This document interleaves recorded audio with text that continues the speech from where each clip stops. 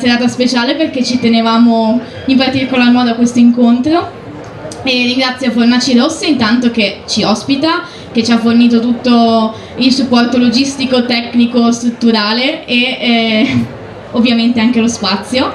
E non perdo altro tempo e vi presento il nostro ospite. Noi lo abbiamo contattato chiedendogli se ci portava una testimonianza della sua resistenza, che è teatrale, che è letteraria anche, e che è una testimonianza moderna ma che affonda delle radici anche nel passato, e di poterne parlare insieme. Grazie. Andrea Pennacchi. Grazie!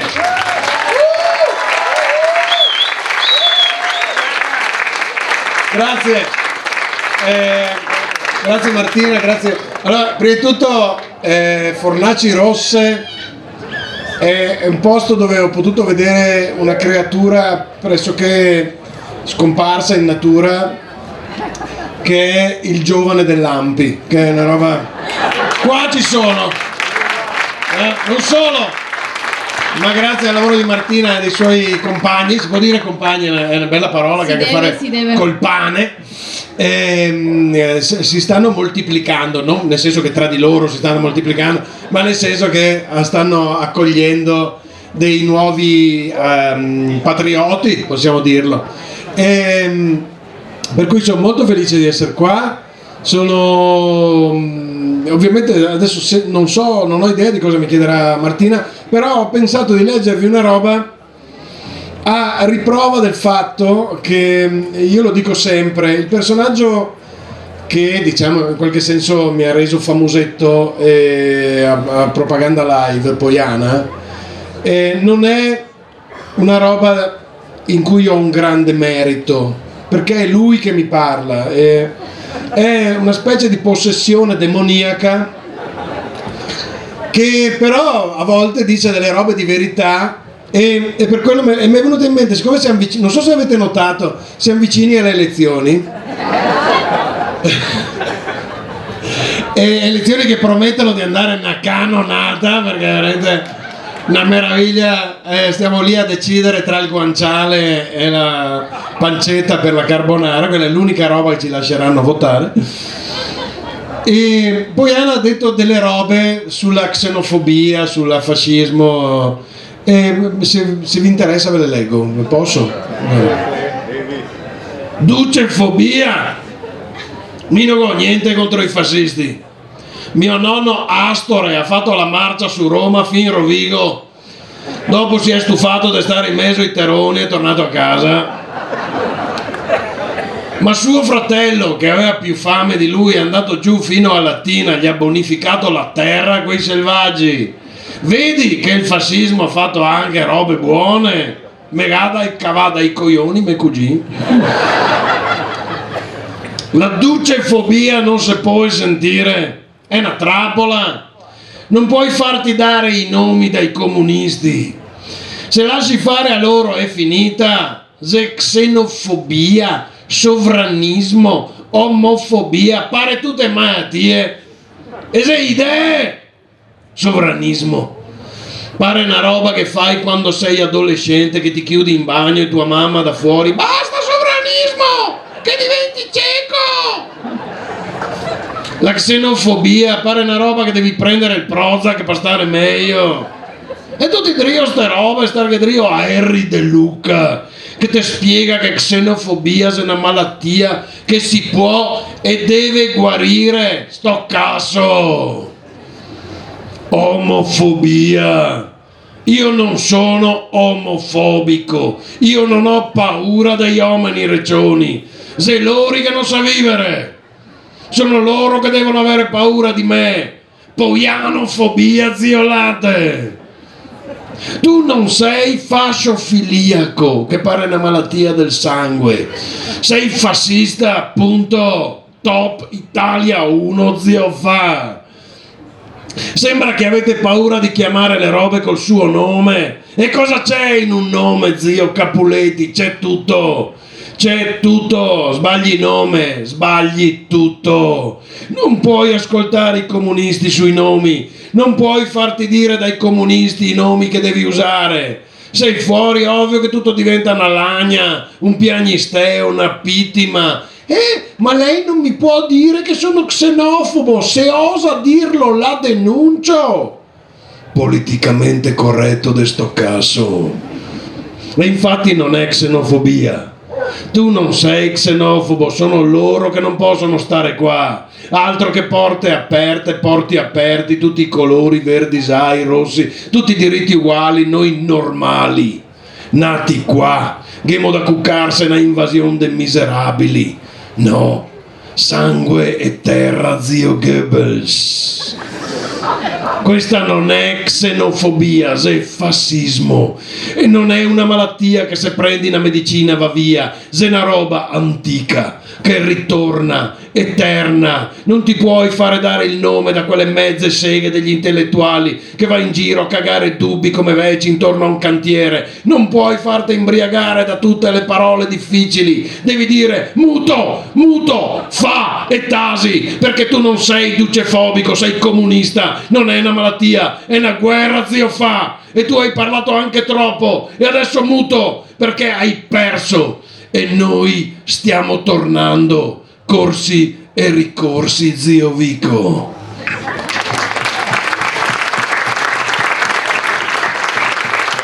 Grazie. Non fa tanto ridere. Fa ridere ma fa anche riflettere. È quello che dico sempre. Ma io faccio ridere, ma faccio anche riflettere. Nella speranza di avere un riconoscimento intellettuale. Grazie. Ma senti, parliamo del Pojanistan. Com'è questo Pojanistan? Pojanistan è una terra che adesso coincide molto strettamente col Veneto, però in realtà è una terra che confina con tutto, diciamo. Scherzando dico, dove ci sono cinghiali c'è Pojanistan praticamente. Perché c'è, effettivamente, se guardi, il Pojanistan è quel tipo di situazione più che una terra vera e propria, che emerge a tratti quando c'è una crisi un po' dappertutto.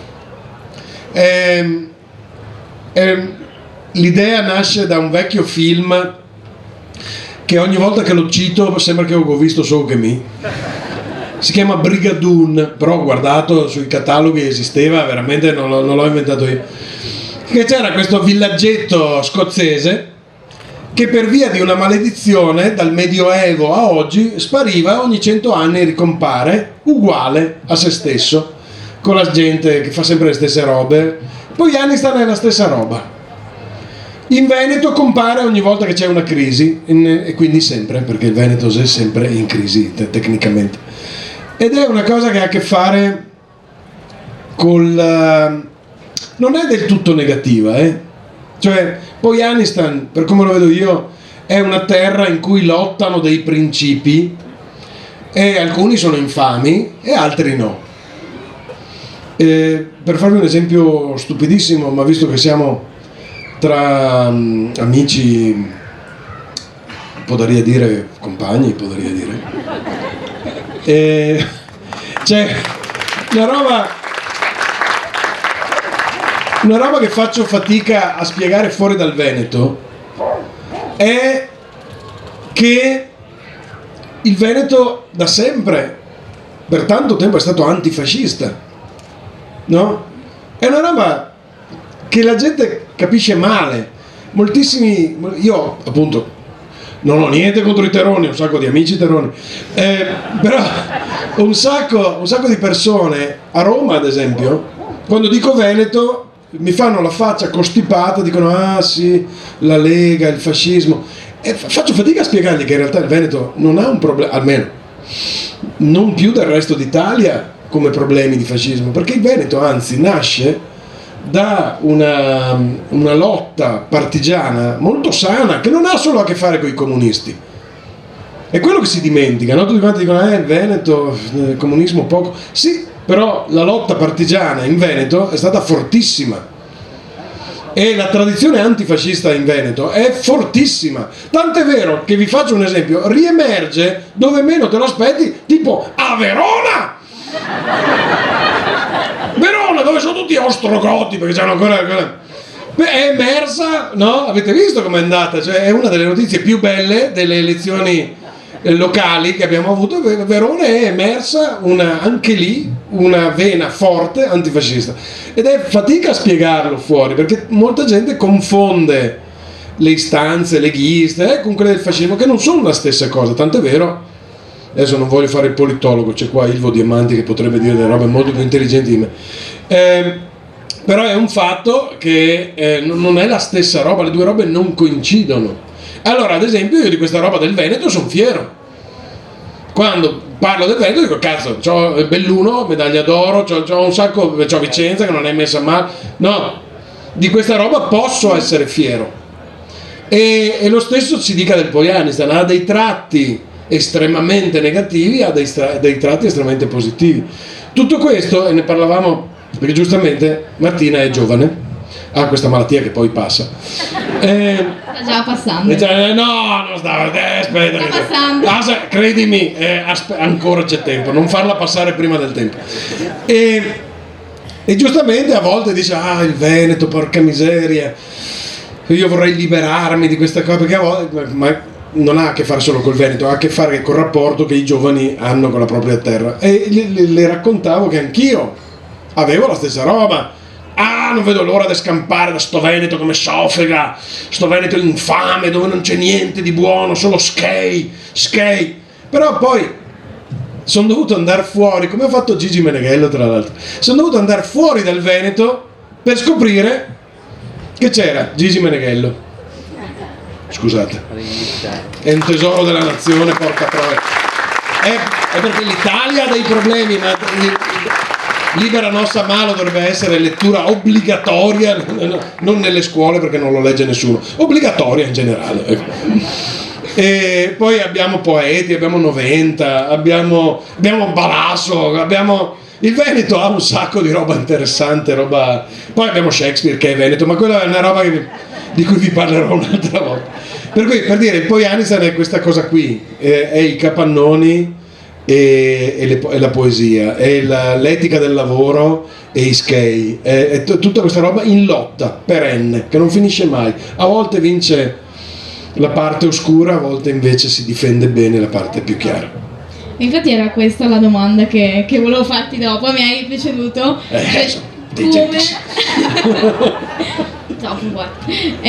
Come ti rapporti tu con la scelta poi di portare in scena o nei libri questo Veneto, cioè partendo da questa lotta continua, no, tra quello che vorremmo ripudiare però allo stesso tempo la nostra terra, eccetera eccetera. Come ti sei rapportato tu alla costruzione poi del Poiano? Certo, ma guarda, te lo dico molto semplice, nel senso, il Veneto, Fioi, e credo siamo tutti d'accordo, lo ami nel momento in cui accetti che le radici, no? Sapete che c'è stato un periodo, la poetica delle radici, dell'identità. Nel momento in cui accetti che le radici c'è una roba storta, che va nel buio, che campa meglio in mezzo alla merda, no? Una volta che accetti che le tue radici e la tua identità non sono una roba che ti rende migliore a prescindere, e non sono una roba di cui devi essere sempre fiero, allora accetti e cerchi di fare il meglio per quello che ami, perché alla fine, se tu ami veramente, io amo veramente il Veneto, Fioi, ma veramente. Però cosa vuol dire amare veramente? Vuol dire che quando ti parlano del FAS che avvelena i nostri fiumi ti incazzi come una bestia. No, dici, però l'imprenditoria, sto cazzo, state avvelenando l'acqua. Però, no, quello è amore. Proprio per questo, vi giuro non volevo tirare l'applauso, ma era per dire, proprio per questo, esattamente come ti guadagni l'amore lottando contro le robe sbagliate, ti guadagni l'amore dicendo, però porca vacca, guarda che meraviglia che è Palladio, guarda che meraviglia che è Ruzzante quando scrive i testi. No, cioè accetti che il Veneto non è una merda, che persino dentro il capannone ci sono robe belle. Io, che ho la fortuna di avere come alleati persone che gestiscono capannoni, vedo che c'è della bellezza in un capannone. È una bellezza strana, storta, ma c'è. C'è, tra l'altro, sopravvive la stessa etica del lavoro che mi ha insegnato mio padre, di cui scrive Meneghello in Libera Nossa Malo, che non è quella asservita ai schei, ma è quella roba che faceva dire a un veneto: sì, è una persona buona, come roba non completamente positiva, perché 3 volte bon, ma è un gran lavoratore, come la roba migliore che si potesse dire, oppure è un lavoratore bravo. No, il più grande complimento che potessi fare a una persona.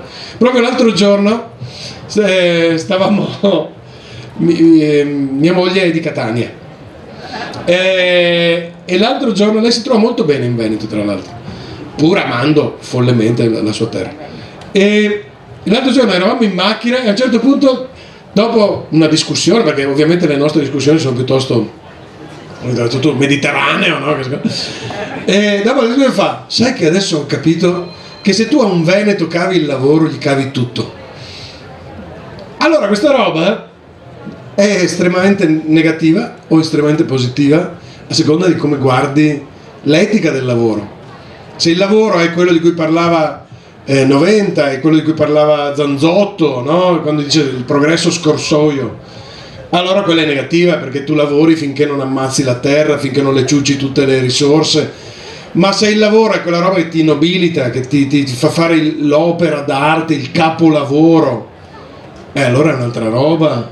No, è quella roba che non ti fa cedere al pressapochismo.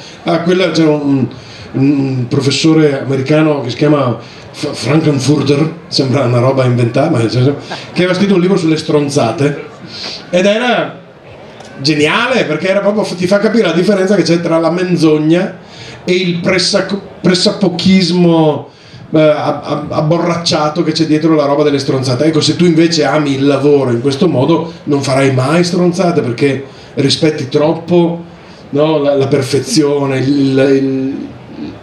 la precisione che c'è dietro ogni cosa, no? Per dirla con un poeta, è il diavolo o Dio si nascondono nel particolare, ecco. Sempre per avere questa legittimità intellettuale.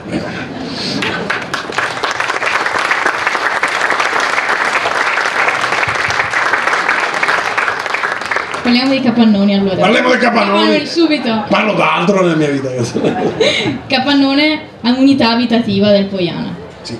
Non lavoro, vita privata, vita, lavoro, tutto insieme. Sì.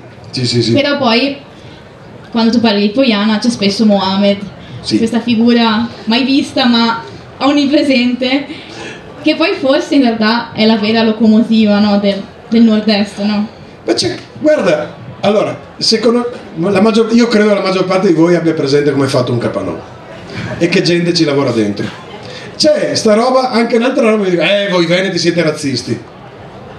Sì, però è un razzismo selettivo, nel senso, no, perché io credo, no, ci capiamo, non credo di dire una minchiata. C'è il razzismo generico, che nel caso più becero è: vien qua, ne roba il lavoro, ne assassina, ne strupa e femmine.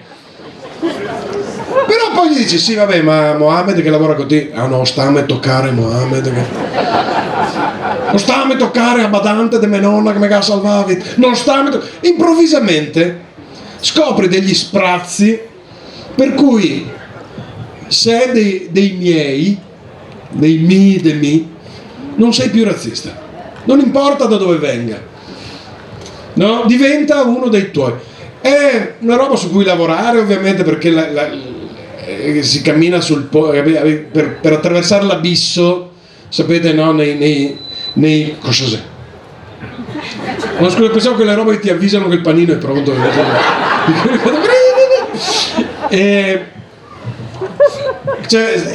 C'è un abisso da attraversare, sia chiaro, non è che voglio fare l'ottimista, però se sai che dall'altra parte c'è una sponda, lo attraversi questo abisso, e c'è una sponda, c'è gli spaventati, i chiusi, conoscendo l'altro, improvvisamente non sono più così spaventati. Poi ovvio, Fioi, rimane sempre il Mona, quello non ci mancherà mai, e il Mona cattivo è proprio il peso di tutti, perché il cattivo intelligente ogni tanto si riposa, il Mona mai.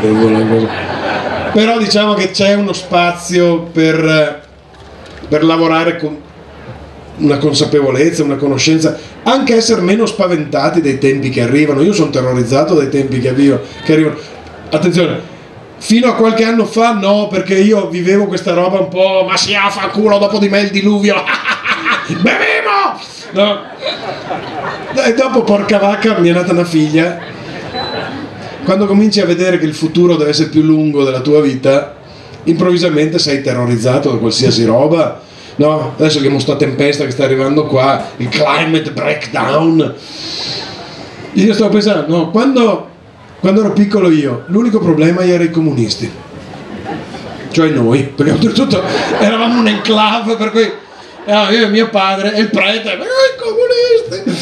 E poi nell'89 crollano i muri, fine, non c'è, addirittura uno dice è finita la storia, adesso il capitalismo porterà la pace, la democrazia ovunque.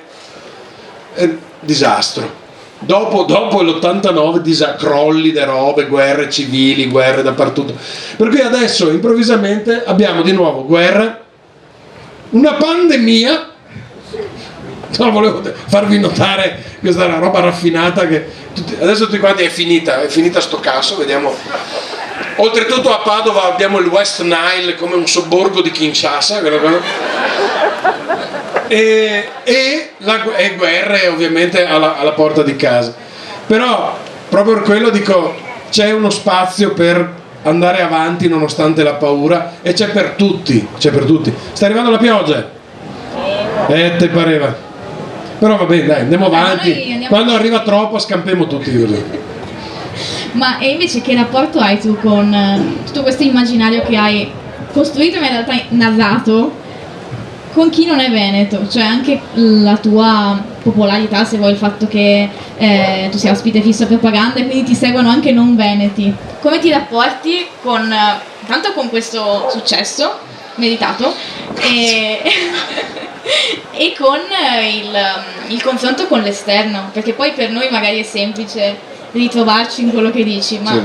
Come fai a capire il capannone Allora, prima di tutto il capannone lo capiscono tutti, perché come vi dicevo il Pojanistan confina con tutto, per cui a Napoli è venuto da me uno che aveva un capannone, cioè non è che purtroppo gli stereotipi hanno il problema che una parte è vera, cioè lo stereotipo funziona non perché sia falso, ma perché racconta solo un pezzo. Però sta di fatto che la realtà invece è molto più composta di così, per cui quando io parlo del lavoro, della paura degli extracomunitari, delle identità, dell'autonomia, così mi capiscono tantissimi. Poi certo c'è quello che viene, ma questa è una roba del teatro, succede anche in Veneto, c'è quello che viene a ridere dicendo non so mica me questo e invece magari sto proprio parlando di lui. E c'è quello che invece, ascoltando un racconto, dice ma sai che forse anche qui. Io mi ricordo quando ho fatto la prima comparsata, diciamo, a Propaganda, poi andavo subito a vedere sui social com'era andata, no? Una cosa. La prima l'ho fatta raccontando, non so se vi ricordate, ho fatto il pezzo, quello che si intitolava Ciao Teroni, che non avevo scritto io. L'aveva scritto Marco Giacosa, che è un giornalista sociologo molto bravo, piemontese.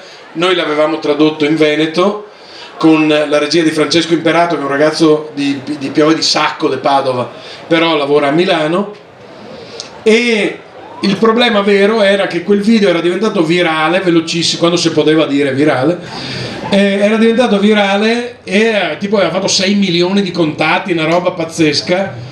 E metà delle persone che l'avevano visto era convinto fosse una persona vera, quanto poco conoscevo, una persona vera che aveva affittato un drone per insultare i teroni sostanzialmente, perché il problema era che nessuno lo guardava fino alla fine, perché anche quello abbiamo capito dei social, per noi 4 minuti erano pochi, ma abbiamo capito che sui social 4 minuti è un'infinità, e nessuno guardava il video fino alla fine, si indignavano al primo minuto oppure amavano al primo minuto, per cui c'era una serie di equivoci per cui un sacco di gente mi scriveva o minacce Cioè dico, vabbè, ti faccio il culo così, vaffanculo. Oppure, che bravo, giusto, Dio, che teroni di merda. Allora, è successo.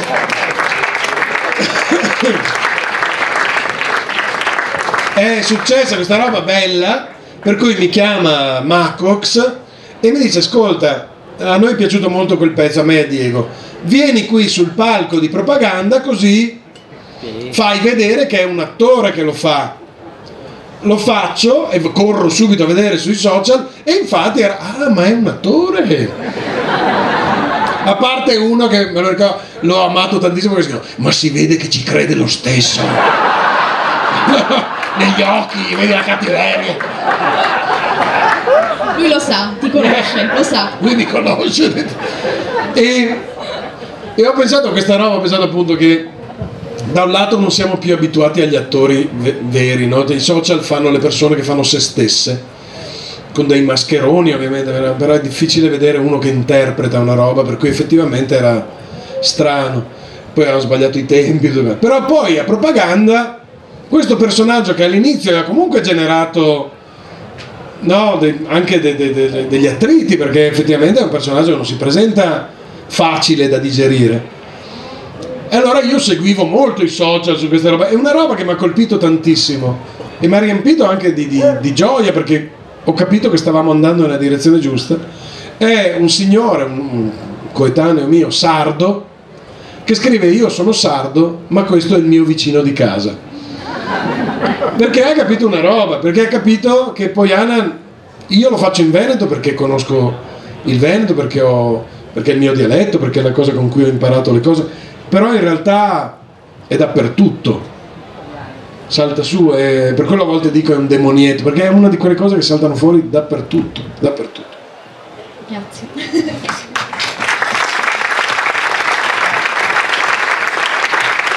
Hai voglia di leggerci un altro pezzettino? Con piacere.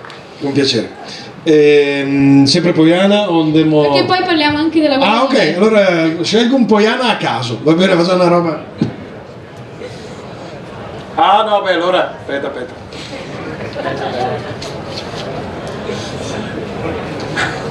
Vi leggo il pezzo che di solito leggo all'inizio dello spettacolo, Poiana e i suoi fratelli. Se qualcuno l'ha già sentito mi scusi, ma per me è molto efficace anche sui corsi e ricorsi politici, diciamo. Lo motivo sempre parlando del trauma che ho subito. Ah! Oh mio Dio! Stavamo per finire su cosa c'è a Vicenza? La tribuna di Vicenza. Il giornale di Vicenza. Scusate che a volte sbaglio i giornali. Incidente causato da pennacchi contro i comunisti, per generare confusione. Ed è questo pezzo, a me ha causato un grosso trauma quando hanno scoperto, non so se ve lo ricordate, il secondo tanco, non il primo. Il primo è quello dei Serenissimi a San Marco.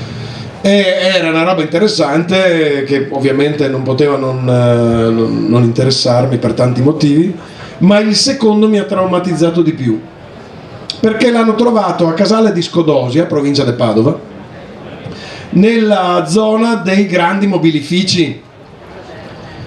Dentro un capannone trovano il Tanco 2, una macchina a movimento terra cingolata, blindata artigianalmente, ma artigianalmente fatta bene perché siamo artigiani veneti, con una pala agricola Fiat Tallis e torretta con cannoncino ad aria compressa da 12 mm.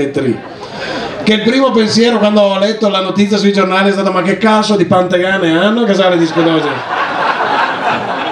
Il secondo è: questa roba la devo in qualche modo raccontare. E un'occasione che ho avuto è stato quando mi hanno chiamato a Propaganda. Tra l'altro è il primo pezzo che ho portato lì, perché io non avevo mai scritto pezzi brevi. Io faccio teatro, faccio quella roba anche un po' pigra, per cui fai delle robe, ti barrichi dietro Shakespeare, no? Dici: no, ho detto mio, ho detto Shakespeare. E l'ho preparato e si intitola La caduta del primo governo Conte, perché non so se vi ricordate, adesso Conte fa Che Guevara, ma è stato al governo tante volte.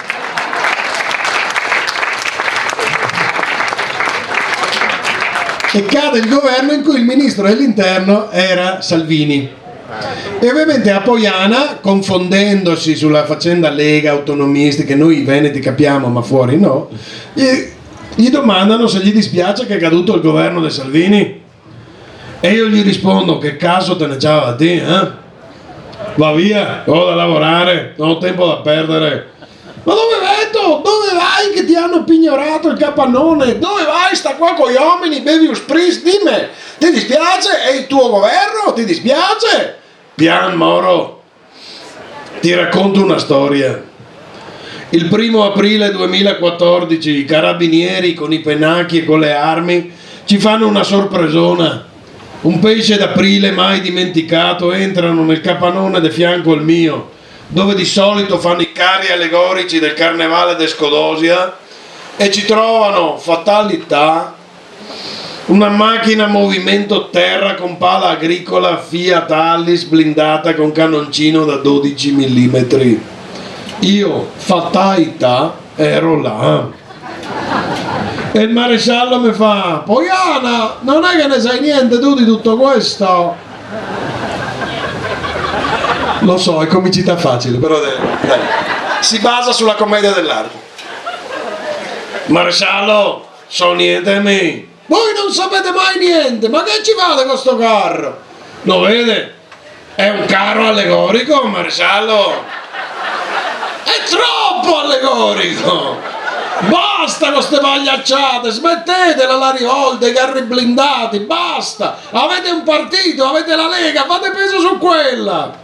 Solo che nel 2014 mi giro un attimo e non avevo più un partito. E se mi domandavi se ero contento che Salvini era andato al potere con la Lega, ti rispondevo no, che non sono contento. Cosa c'entro io con l'inno dei Mameli ballato in spiaggia? Cosa c'entro io con le tose nude? Cosa c'entro io con la spiaggia? Lo sai da quanto è che non vado in vacanza? 10 anni! Quando ho cominciato la Liga Veneta voleva l'indipendenza ti dico. E però dopo ci dicono: vabbè, ma da solo non vai da nessuna parte, bisogna fare le alleanze. E allora facciamo le alleanze, facciamo la Lega Nord. Pazienza, Bossi dice: l'Italia è uno stato dei briganti, bravo, giusto, bisogna fare l'indipendenza della Padania, bravo, Padania libera. Cosa cazzo è la Padania? Non lo so, l'ho appena inventata, va che Dio. Paroni a casa nostra, ecco, bravo, questo mi piace, Paroni a casa nostra. Facciamo anche i pagliassi, ci mettiamo gli elmi coi corni, facciamo finta di essere celti, andiamo a prendere l'acqua del dio Po, va ben tutto. Basta che le tasse non mi cava i schemi. Facciamo la Lega Nord, anche se mi tocca stare alleato con che caga alto dei lombardi, che i falsi ipocriti dei piemontesi, che i teroni degli emiliani, e non parliamo dei friulani. Sempre meglio dei romani comunque. Facciamo la Lega Nord e però dopo ci dicono: però l'indipendenza è un po' troppo, bisogna fare il federalismo. Non se è la stessa roba. Ma va bene, facciamo il federalismo, te do il voto, mando i miei parlamentari a Roma dopo 5 minuti che sono arrivati, sono compagni identici a quelli di prima, con giacca, cravatta, imbottite, cocaina, che ci dicono: però adesso bisogna fare il referendum per l'autonomia, per vedere se la volete l'autonomia. Te la dai il voto per l'indipendenza!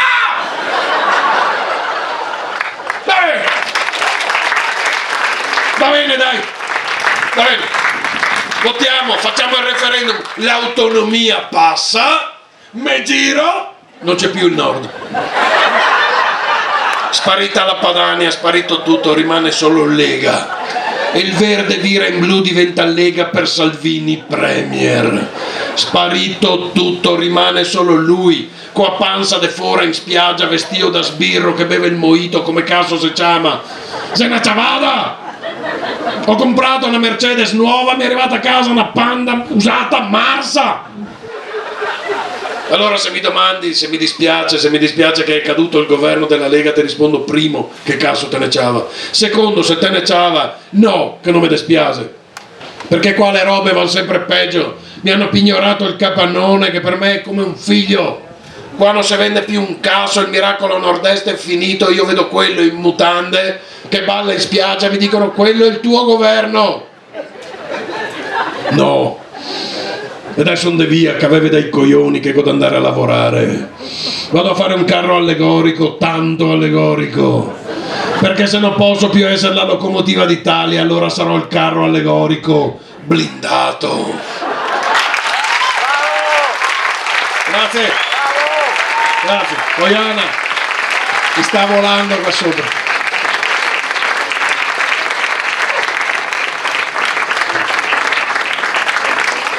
Grazie mille. Com'è la situazione acqua? Vedo che state muovendovi. Ai ai ai ai ai.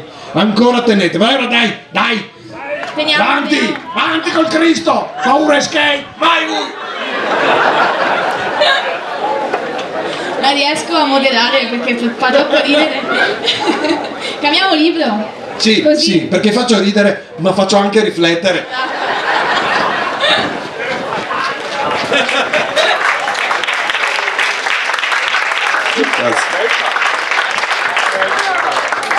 Entriamo nel mondo della resistenza. Volentieri. 25 aprile o San Marco? 25 aprile tutto l'anno. Perfetto. Ma posso dire, 25 aprile per me non è in scontro con San Marco, perché uno sceglie delle date, no? È come dire il 25 dicembre Natale o i Saturnalia, che cazzo me ne c'è? Cioè, una roba. Uno può andare a farsi gli ovi duri, però consapevole della memoria dei partigiani, cioè non è che le due robe le hanno fatte scontrare, capite? E questa roba mi manda fuori di testa. Perché cazzo non posso essere fiero della mia. Tra l'altro io ho un DNA partigiano, io non ho meriti di nessuna sorta, sia chiaro. Perché quando mio padre a 17 anni era partigiano, io a 17 anni non sapevo se avevo l'Aperol o il Campari nell'Espris, per cui niente della storia mia personale, della mia famiglia mi dà meriti. Però è un fatto che la memoria a casa mia era il fratello di mia madre e mia madre da un lato partigiani della Garibaldi e dall'altro mio padre SAP. Per cui io ho ben presente questa roba, per cui perché non posso essere fiero di quella roba e andare a mangiare gli ovi duri per San Marco qua? No, perché? Perché no? E questa roba non voglio, io non voglio scegliere su altre robe, no? Fascista, comunista, sì, lì scelgo, ma San Marco, 25 aprile, col cazzo che scelgo, va bene? Porto le corone, faccio la memoria, faccio tutto quello che serve e dopo vado a farmi un giro. Perché la memoria è tanta roba, sapete, identità è una roba che cambia, è una roba che deve essere viva, è una roba che deve essere anche di risate. Mio padre a 17 anni è stato preso dai tedeschi, prima dai fascisti, poi dai tedeschi, portato in campo di concentramento a Ebensee, una dépendance di Mauthausen, e mio padre mi diceva, primo, aveva perdonato i tedeschi. E le parole di tedesco che aveva imparato in campo di concentramento le usava per fare amicizia con le persone che conosceva, che sentiva parlare in tedesco. E secondo, noi riuscivamo a sopravvivere in campo di concentramento perché ridevamo, perché ogni tanto riuscivamo a ridere in condizioni che non sto a raccontarvi, cioè no, ve le racconto, ma nello spettacolo, oppure se leggete il libro, e nel libro e nello spettacolo racconto solo le robe raccontabili, perché era un campo di lavoro, ma che era nato come prima campo di prigionia normale, poi campo di sterminio, per cui c'erano le SS confuse. Già le SS sono delle merde di base, pensate alle confuse, cazzo, che ti portavano fuori a lavorare, dovevi lavorare tanto e poi però dentro dovevi morire, cioè era una roba veramente pazzesca. Però proprio per questo, proprio perché mio padre mi ha insegnato che si poteva ridere, mia madre un po' meno, perché le avevano ammazzato il nonno, cioè mio nonno, suo papà, gli avevano ammazzato i tedeschi, per cui quando sentiva parlare in tedesco ringhiava. Però mio papà invece ancora riusciva a ridere. E se si può fare, se si può cantare canzoni anche in quelle condizioni lì, perché devo scegliere io adesso che sono tutto sommato ancora un privilegiato? Perché per il vezzo di un politico che ha deciso che lui è l'unico portatore di bandiere venete, perché devo decidere di essere partigiano? Cioè, se sono pro partigiani non sono veneto, perché? No, io ve lo ripeto, questa roba a me sta molto a cuore. Il Veneto ha tante medaglie d'oro, alla lotta antifascista. Perché cazzo devo rinunciare a quello in nome di... no, ma allora sei leghista. Ecco, cazzo, Dio. Scusate se divento un po'... mi parte il turpilogo, anche i tuoni partono, no?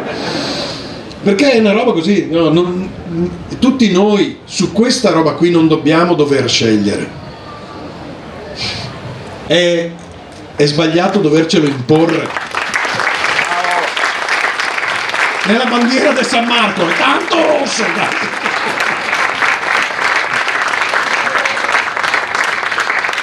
Senti, parliamo della guerra dei Beppi, visto che l'hai introdotto. Sì, scusa, mi è partito l'embolo, scusate tutti. No, ma quando vuoi parti. Il contesto, per chi magari non l'ha letto, tu racconti dell'esperienza di tuo nonno prima, più che racconti forse dai loro voce, proprio gliela presti, con la guerra e poi con la resistenza nel caso di tuo padre. Sì. Se vuoi spiegarlo meglio tu, perché giustamente. Grazie Marti. No, è molto semplice. Io a un certo punto ho provato, cioè a casa mia la guerra non era mai finita.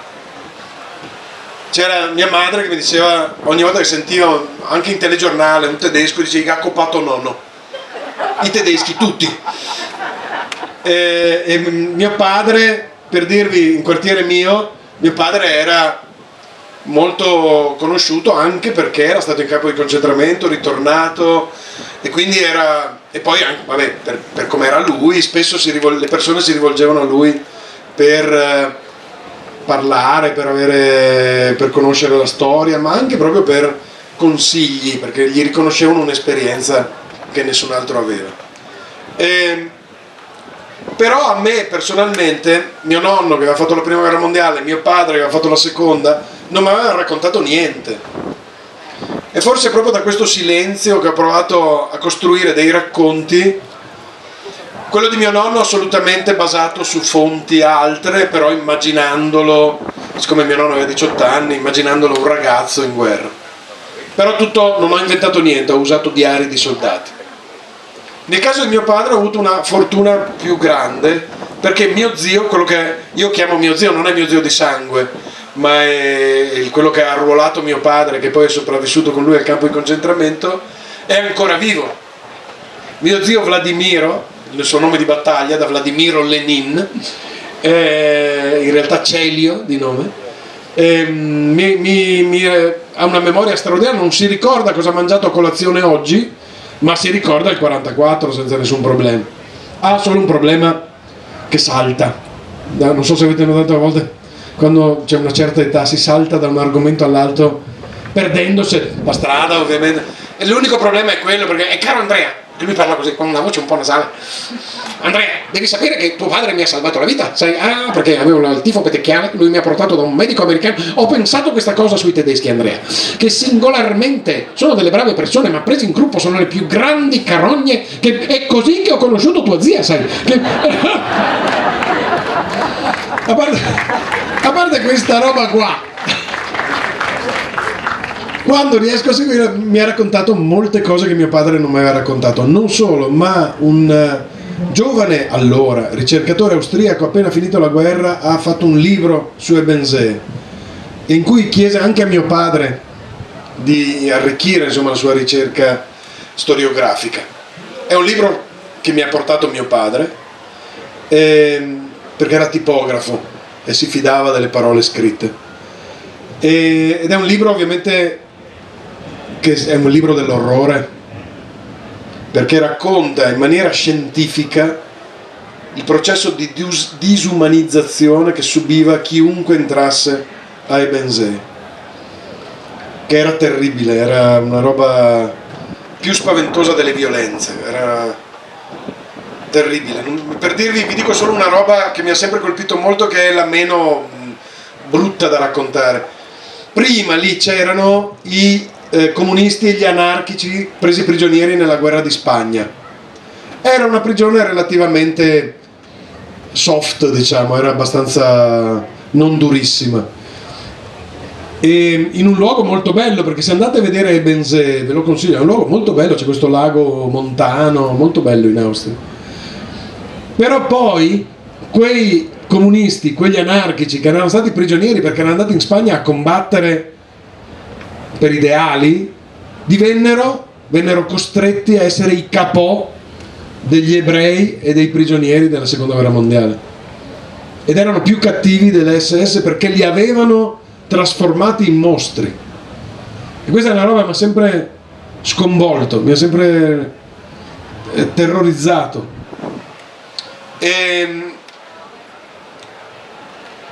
Però appunto questo libro dell'orrore è stato fondamentale per poter capire che cosa ha passato mio padre, che non mi ha mai raccontato, e quindi sono riuscito a costruire. Poi c'è un terzo nel libro, ma non lo dico per fare commercio, però era perché comunque c'è un terzo racconto nel libro che riguarda me, perché io ovviamente, essendo un po' schiacciato da questi eroi che avevo in famiglia, sono andato in accademia militare. Ovviamente dopo poco ho capito che non era per me, però l'ho fatta, e nel momento in cui ero militare ufficiale, però, giovani della mia età e nella mia stessa posizione sono andati in Somalia. Non so se vi ricordate, nel 93 abbiamo fatto una missione in Somalia, la prima missione di pace, perché non si poteva più dire guerra, missione di pace con gli americani in Somalia. E perché ci siamo andati? Tra l'altro, scusate, faccio una piccola deviazione, perché i nostri politici hanno detto agli americani, che hanno detto andiamo noi a pacificare la Somalia. Sapete come fanno gli americani? Dicono andiamo a pacificare un posto, vanno, lo riempiono di armi, muore un sacco di gente, e poi dicono possiamo fare niente qua e vanno via. L'hanno detto anche della Somalia e hanno fatto esattamente così. Qual è l'unica differenza? Che quando hanno detto andiamo noi in Somalia, i nostri politici, 1990, fanno no! La Somalia è nostra! Ma devo ascoltare. Ma avete letto i libri di storia? Abbiamo persa la guerra, è finita.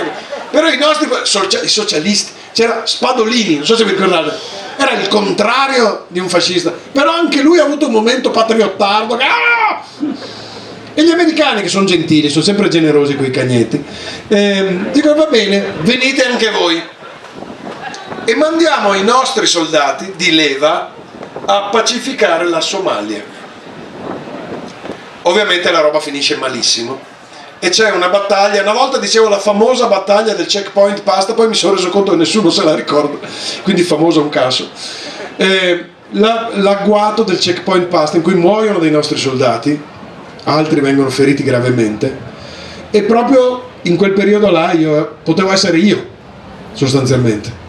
Allora ho scritto un racconto su quella cosa lì, a completamento di questa trilogia della guerra, diciamo, per quello si chiama la guerra dei baby, perché alla fine tutto il filo sembra che sia un unico soldato che combatte dall'Iliade fino a oggi, sopravvive sempre, poveretto, sempre più triste, sempre più incassato, e allora, che si chiama Beppi, perché tra l'altro ovviamente hanno un nome tipico veneto.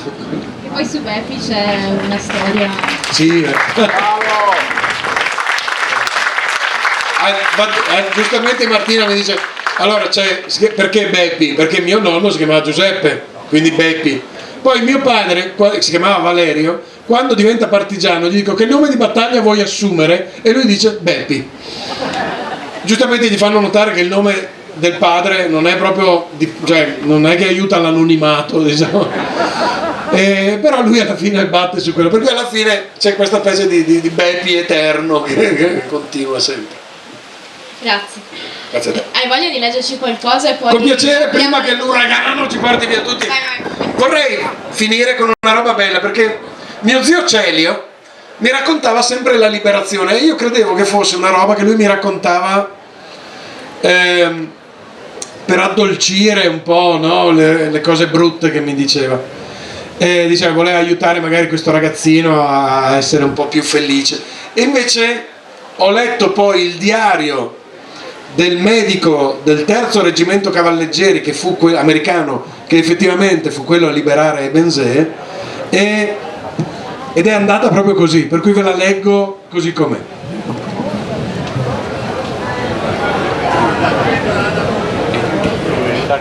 Se la trovo, naturalmente, perché queste tante pagine in un libro. Calma, Ecco, ho visto che è cominciato a piovere. Allora ve lo leggo, è molto breve. Domenica 6 maggio, se qualcuno vuole venire qua sotto un po' più protetto, venite. Aspetto che vi spostiate. So che sono condizioni di sicurezza pessime, però...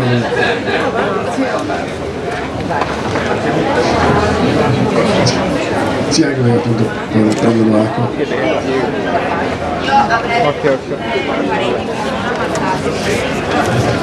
Guarda, finisco questo e andiamo via tutti. Ma non possiamo stare, problema di sicurezza, di virus, di tutte le robe.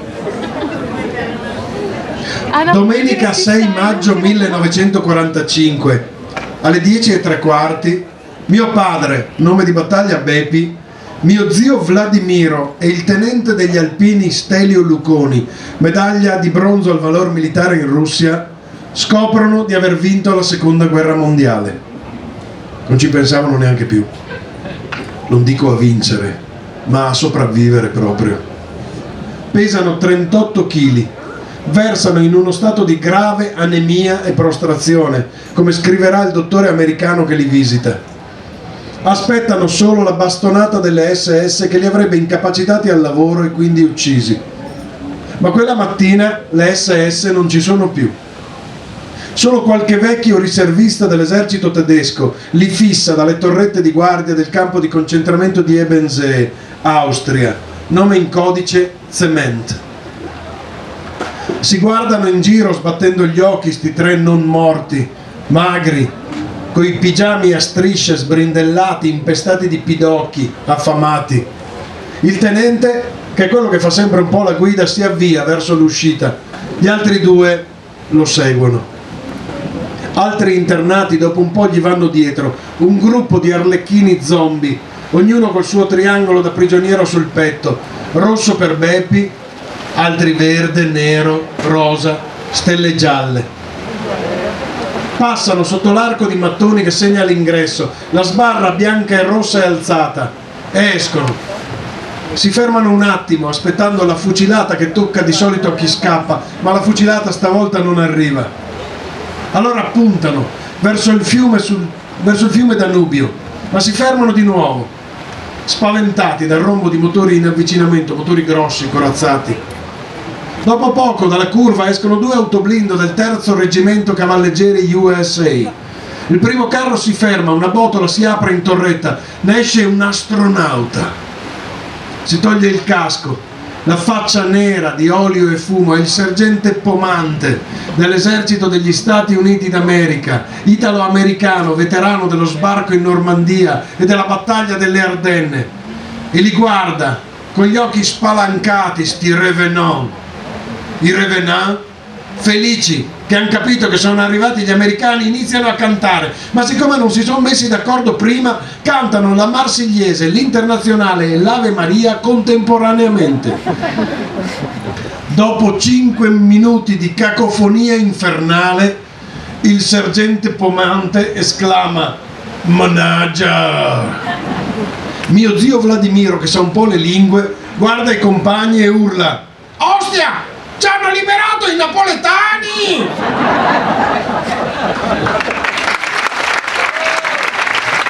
Grazie. Grazie mille. Grazie di aver pazientato sotto l'acqua.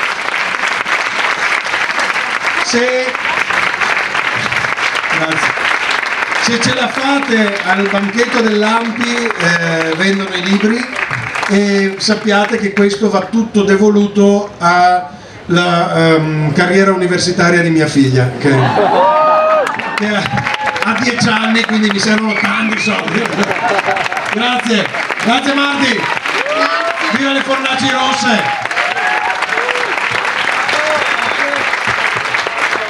Grazie a voi, grazie di essere rimasti. Ciao,